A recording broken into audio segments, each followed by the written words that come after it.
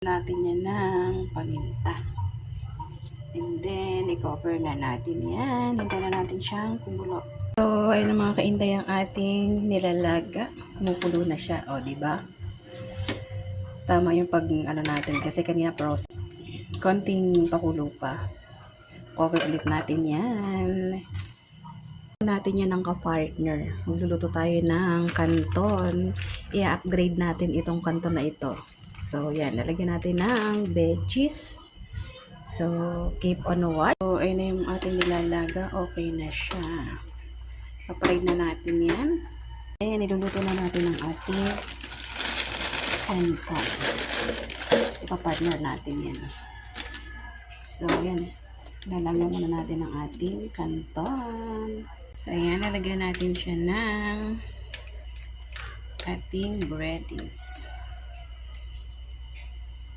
Para mas lalong malinamnam. So, nagugas naman tayo ng kamay, mga kainday. So, ayan. Iko-coat lang natin to sa ating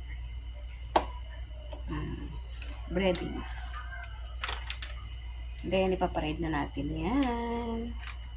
Yan ang ating yummy lunch.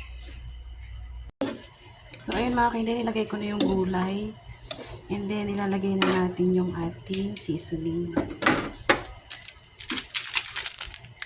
Yan, ganyan lang kasimple ang ating pancit canton. Yan, imimix lang din natin yan.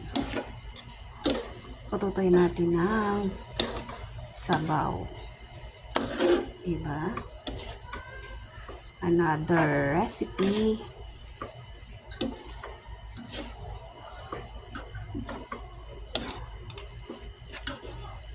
Diba? Done. Then, dyan naman tayo ay magpipirito.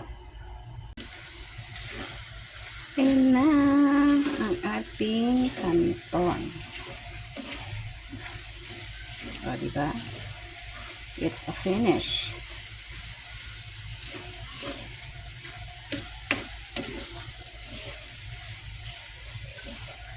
Ayan na, diba mga kainday?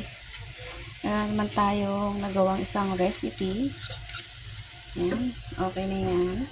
Bila ay magpipirito tayo. So, hindi na lang ako nagpirito kasi tatlo lang naman yan. Ayan.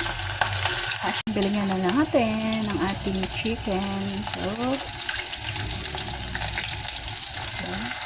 solve na naman ang ating mga pananghalian. Simpleng ulam, busog na naman ang kanin.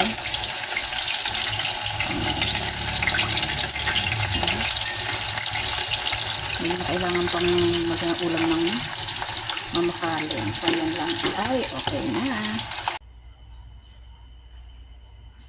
So, ayun na guys ang ating lunch. Thank you for watching. Bye!